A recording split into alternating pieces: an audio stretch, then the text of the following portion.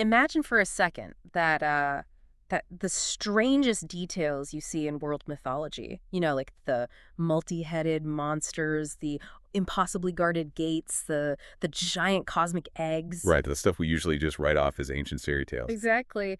Imagine they aren't just primitive decorations, but well, what if they're actually compressed operating instructions for reality itself? It's a completely wild concept. I mean, it completely flips the script on how we view history and, frankly, how we view our entire place in the universe. Yeah, because we've spent centuries basically being told that we live inside a dead mechanical machine, right? Just a bunch of rocks and gas floating around in a cold void. Right, a totally random, meaningless universe.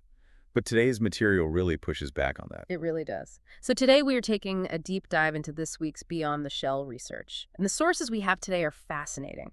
We've got a really evocative cinematic narration script along with some incredibly dense analytical metadata. And they're mapping out what they literally call an ancient operating system of reality. Yeah, it's intense. Our mission today is to explore how ancient cosmologies, Sunday's astrology transits, and this is the crazy part, even cutting-edge modern science are all pointing to one singular mind-bending concept. The universe is not a dead machine at all. Far from it, yeah. When you look at the source material we're unpacking today, it presents this model where human consciousness, the cosmos itself, and ancient architecture are all just intimately intertwined. It's a really deep reflective perspective. And just to be clear with you, the listener, as we go through this deep dive, we're not asking you to abandon modern astrophysics or, start worshiping ancient deities. No, definitely not. But by the end of our time today, I promise you we're going to look at ancient temples and modern science through a completely different lens. So to understand how an ancient myth could possibly function as an instruction manual, we first have to understand the core problem those ancient people were trying to solve. Right, which according to the research was simply survival in an infinite universe. Which brings us to the core philosophy of the cosmic egg. Yes, the cosmic egg. And what's crucial here, and the metadata makes a big point of this, is that we have to strip away our literal modern interpretations. Well, they're thinking it's an actual egg in space. Exactly. The cosmic egg is not a giant literal container floating out in the cosmos with a shell made of calcium. In this model, the egg is an observer safety architecture. An observer safety architecture. Okay, wait, let's unpack this. What exactly are we being kept safe from? Raw reality. I mean, think about the very nature of infinity. Okay. If the universe is made of infinite, unyielding cosmic signals, just boundless frequencies and data, why don't we just drown in it? Right, how does a human brain not just short circuit? Exactly. How can a finite physical being process an infinite influx of information without completely overloading and just dissolving into the noise? So what's the answer? Well, the sources provide this answer. Human consciousness acts as a biological compression system. It is a rate-limiting filter. A filter? Yeah, it intentionally steps down the infinite overwhelming information of the universe so that a finite body can actually survive it.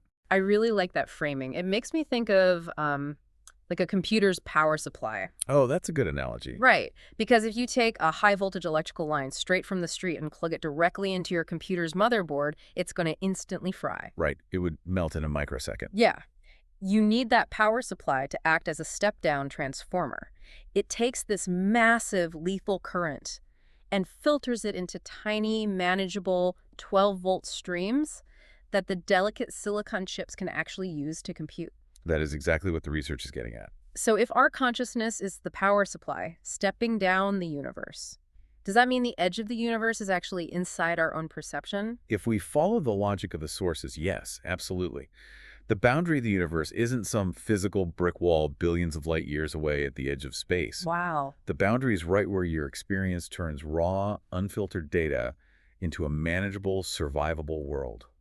The mind itself is the edge. The shell of the egg is the limit of your own biological receiver. Okay, so biological compression keeps our brains from frying, and play devil's advocate with me here, if the mind is the boundary, physics shouldn't care about it, right? Physics is objective. Sure. So if this cosmic egg actually exists as a structural part of reality, shouldn't we be seeing our telescopes slamming into an invisible wall right now? Like, modern science should be able to detect it. And we are. Wait, really? Yeah, this is where the transition from philosophical theory to measurable modern cosmography gets really compelling. Because the modern map of the universe is currently failing under the weight of new observations. How so? The sources point out that science is quite literally hitting the boundary of what it can measure. Okay, the research specifically highlights something called the Hubble tension. Explain that to me because I've heard the term thrown around in science news. But how does a tension in Hubble's law point to a cosmic boundary?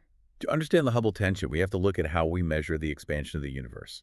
We basically have two ways to do it. Yep. The first way is to look at the early universe.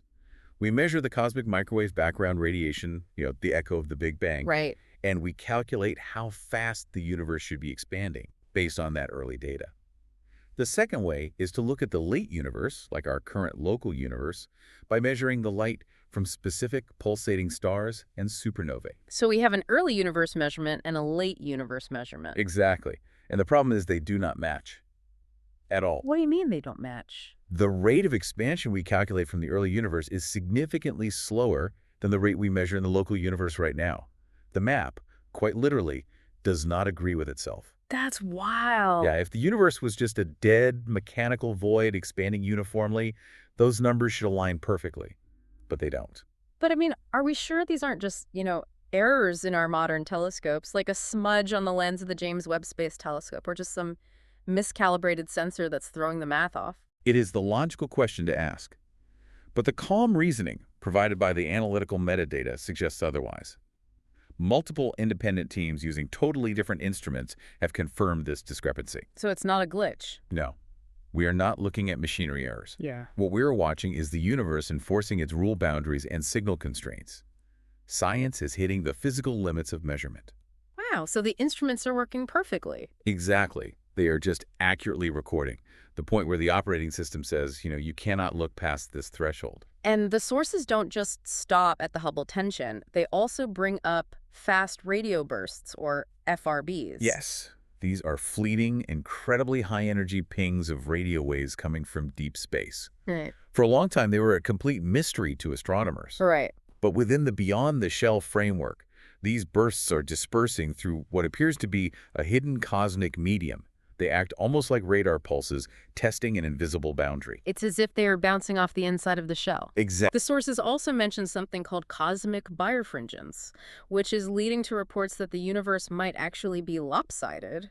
Yeah, that's a huge one. Hold on, cosmic birefringence, that's a mouthful. Are we basically talking about light twisting as it flies through space? Yes. And if it's twisting, doesn't that imply it's moving through a physical substance, like light traveling through a crystal instead of just an empty void? That is a perfect way to visualize it. In a pure, empty vacuum, the polarization of light should remain constant as it travels across billions of light years. Right, nothing is there to mess with it. Exactly. But observations are showing that the light's polarization is skewing. It's actively twisting as it moves. So it's hitting something. You are exactly right. That implies the universe is not an empty void. It has a structure. It has a directional axis. It is behaving like a crystalline medium, enforcing constraints on how signals can travel through it. So, modern science, with all its supercomputers and multi-billion-dollar satellites, is just now mapping the shape of this medium. But the research claims ancient civilizations mapped these exact same boundaries thousands of years ago, without any telescopes at all. They did, but since they didn't have the vocabulary of quantum mechanics, astrophysics, or, computer science, they used the vocabulary of mythology. Which perfectly reframes Sunday's astrology outlook mentioned in the sources. Yes, exactly. In this ancient system, the planets and the gods associated with them were not literal biological characters flying around in the sky. They were celestial job titles in an organizational chart of the cosmos. I was looking at how the sources frame the planets earlier, and it's wild. It's almost like a corporate org chart. If I'm reading this right, Saturn isn't a god with a beard sitting on a cloud. It's the cosmic HR department enforcing rules and limits. That's a great way to put it. Saturn represents the planetary office of limit, of time, and of audit. If the universe is an operating system, Saturn is the cosmic firewall. The firewall. Yeah, it regulates system boundaries and protects the bandwidth of reality. It enforces the rules so the system doesn't dissolve into chaos. But a system can't run on just firewalls and rules alone. How does data actually move between these firewalls? Is that where Mercury comes in? Precisely. Mercury, which is synonymous with the ancient Egyptian figure of Thoth, holds the office of message routing, memory, and translation. Okay. It is the communication protocol of the cosmic network. It takes the data permitted by Saturn's firewall and routes it to where it actually needs to go. Wait, I need to stop you there. Are we just projecting modern tech biases onto ancient people? What do you mean? Like, is calling a mythological god a cosmic firewall or a communication protocol just us forcing an ancient square peg into a Silicon Valley round hole? I mean, did an ancient Sumerian really look at Saturn and think firewall? It's a very fair critique, but we have to look at the function, not just the aesthetic. Okay, go on. The metadata in the research shows that the ancients explicitly described Saturn as the ultimate boundary, the outermost ring that binds creation, the lord of restriction. Right. And they describe Thoth as the scribe who maintains the math of reality, the messenger who translates the divine will into physical form. They may not have used the word firewall or protocol, but they were describing the exact same functional mechanics.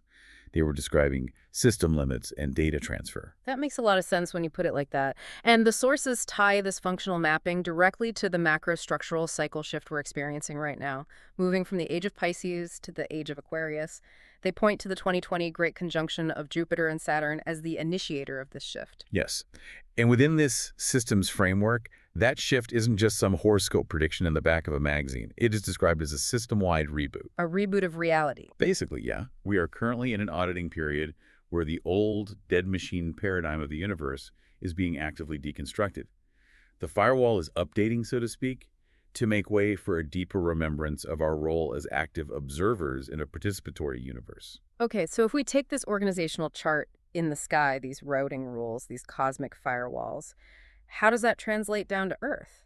A sky map is great, but how does it affect human society and governance? Because the research takes a massive pivot into ancient Chinese philosophy to explain this. It does, and it asks us to completely strip away the conventional political history of ancient China. If we look at the famous period known as the 100 Schools of Thought, we shouldn't view them just as competing political factions fighting for power. Right. We can view them as software layers in a reality interface stack. Reality interface stack. Explain how that works in practice. How does a philosophy become a software layer for a whole society? Well, take legalism, for example. Its core concepts are fa, shu, and shi law, method, and power. In this model, legalism acts as the limit and verification layer. It establishes rigid standard boundaries.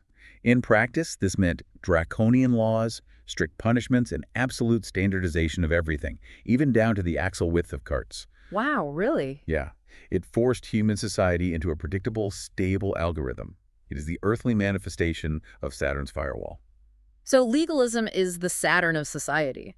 But if you enforce absolute, rigid limits on a complex system like human society, won't it eventually break? I mean, people aren't machines. Exactly. If you only have rigid limits, the system freezes, builds up pressure, and eventually shatters. It becomes a dead shell. And that is why Taoism is the necessary counterlayer. Taoism focuses on Tao the way to virtue and Wu Wei effortless action. So how does Wu Wei, effortless action interact with the strict laws of legalism? Taoism acts as the memory and flow layer. It introduces non-coercive adaptive patterns. It's the randomization and flexibility that prevents the societal machine from overheating and crashing. Okay, I see. Legalism builds the rigid riverbanks, but Taoism is the water flowing fluidly between them. You need both to have a functional living system. And then the sources bring in naturalism, which deals with yin-yang and the 5 phases. Right. Naturalism acts as the translation layer. It establishes a direct correspondence between the human body and the cosmos. Bridging the gap. Exactly. It explains how infinite cosmic order is translated into finite human experience. It maps the flow of the Tao into actionable medical and architectural practices. When you lay it out like that, it's brilliant. Because these civilizations didn't have words like bandwidth or reality interface stack, so they used a profound compression format, polar mythology and sacred geometry. Yes. A mountain, like the magnetic Mount Meru at the North Pole found in so many ancient maps, isn't just a mistaken geographical claim about the Arctic. It is a compressed instruction for axis logic and central routing. Right. A gatekeeper in a myth isn't just a scary monster to frighten children, it's transition logic. A judge weighing a soul is a sorting function. The cosmic shell itself represents bandwidth protection. But this raises a really profound logistical question. What's that? Well, if these myths and philosophies were the compressed software files of this cosmic operating system, where was the hardware? Where did you go to actually run these programs? Oh, the temples. Precisely. Ancient temples were not museums of dead beliefs where people just went to passively look at art. They were controlled, walkable interfaces. The research dives really deep into the Hathor temple in the Dendera complex in Egypt to illustrate this. And if you think about the architecture of that temple, it functions exactly like a walkable operating system of access control. It really does. You have these massive temple ceilings covered in incredibly detailed astronomical maps. That's the primary screen, the sky layer. It's the user interface that everyone standing in the main halls can see. But then you have the restricted crypts, buried deep within the structure in absolute suffocating darkness. These are the permission layers. Right. The darkness wasn't merely atmospheric. It served a very specific physiological purpose as a sensory perception filter. I was trying to wrap my head around this earlier. It's like trying to see the stars in the middle of Times Square. Oh, that's perfect, yeah. You can't do it because there is simply too much light pollution. The temple crypts functioned as an isolation chamber, completely blocking out the sensory pollution of the physical world so the initiate could actually detect the fainter, higher frequency cosmic signals. You literally have to pass the perception filter to access the high frequency knowledge stored in those inner chambers. And what's fascinating is what they found inside those specific chambers, the famous Dendera stone, for example. Right. The Beyond the Shell research reads this not just as an ancient zodiac, but as an anatomical mirror. It suggests that the 48 constellations depicted on that stone aren't just arbitrary beasts in the night sky. What are they then? They are compressed data mapping the human nervous system and organ functions. Which completely changes how we look at the so-called Dendera leitmotifs. You see these carvings online all the time, usually on conspiracy forums, and people sensationalize them, claiming they prove ancient Egyptians had literal industrial light bulbs plugged into power sources. The ancient astronaut theory, yes. But the source material pushes back heavily on that kind of literalism. Right, we report on it impartially, but the text goes in a different direction. Exactly. It decodes those specific motifs as symbolic creation diagrams.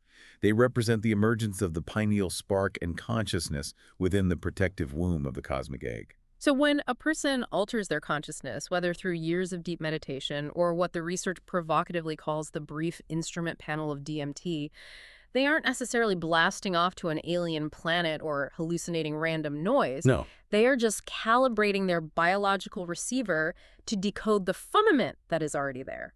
The human body is the hardware designed to decode the sky. And if we follow that logic to its conclusion, this realization solves one of the greatest problems in the study of comparative religion. The disagreement problem. Exactly.